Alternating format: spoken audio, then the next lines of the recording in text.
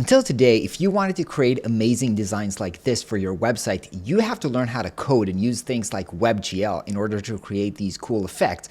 But now a new tool called Unicorn Studio allows you to create these amazing things without knowing any code. So in this video, let me show you how to create this very cool design in just minutes. So let's get started. This is a new Unicorn Studio project. The first thing that I'm going to do is actually change the size of the artboard to maybe desktop, something just like a normal desktop.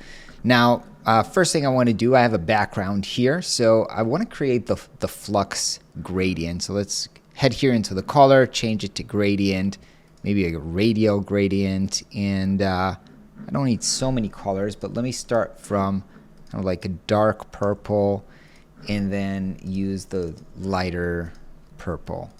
And I think we're just going to delete all of this. So I have this gradient that's pretty nice, and I'm just going to remove it, put it around here.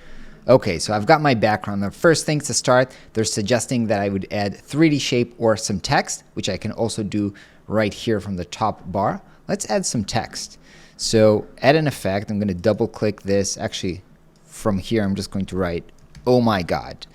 And now I've got a bunch of properties here. I can rotate this, or I can change the size, opacity, blending mode. First, let me change the font, and it got a bunch of really good fonts already built in, including Studio Pix. So let's go ahead and choose something that I like this Tassa Display. Okay, so this looks pretty good. You can see that already it kind of reacts to my mouse, and this is because here under interactivity, you can see that 3D axis tilt is already set to 10%. If I'm going to increase this, you can see that it's just going to change. And I can also do mouse tracking, so it would follow my mouse. Let's say I don't want that, or at least too much of that.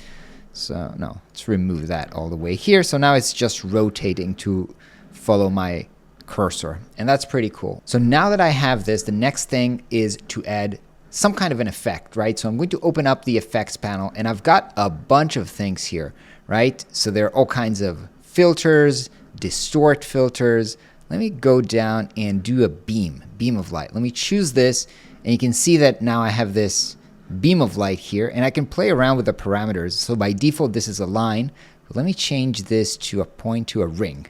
So a ring is pretty cool. I'm going to increase this a little bit. And you can see that if I hit this play button that I've got here, then it's actually already animating.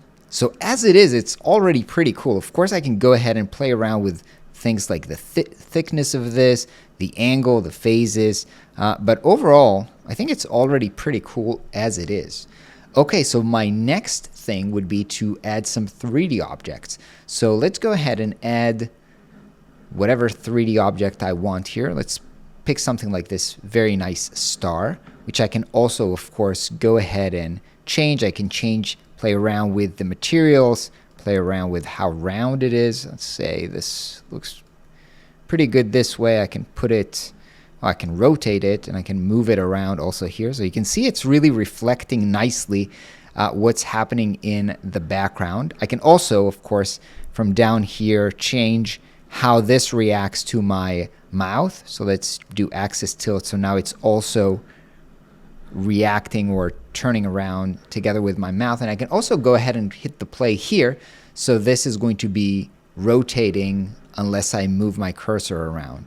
So we've got this, and it's rotating nicely. Let's actually copy and paste this. So now we've got two stars, and the other one, I'm going to position it here.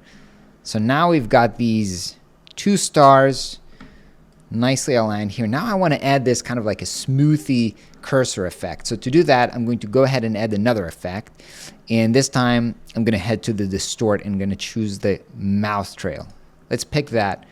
Now you can see that even before playing around with the parameters, already it has this very cool distortion effect, kind of like also the RGB. You can see the colors splitting. Now, one thing that I can play around with is how these layers are stacked. So you can see right now this mouse effect is affecting everything. But let's say I want this only to affect the text and not the 3D element. So I can just put it down below it.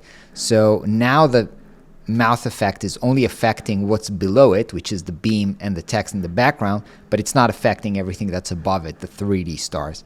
So this is pretty cool. I can hit play and this looks amazing. So now let's see how easy it is to implement it in my website. I'm going to show you how to implement this in a Webflow website, but this is very easy to also implement in a Framer website or any other website.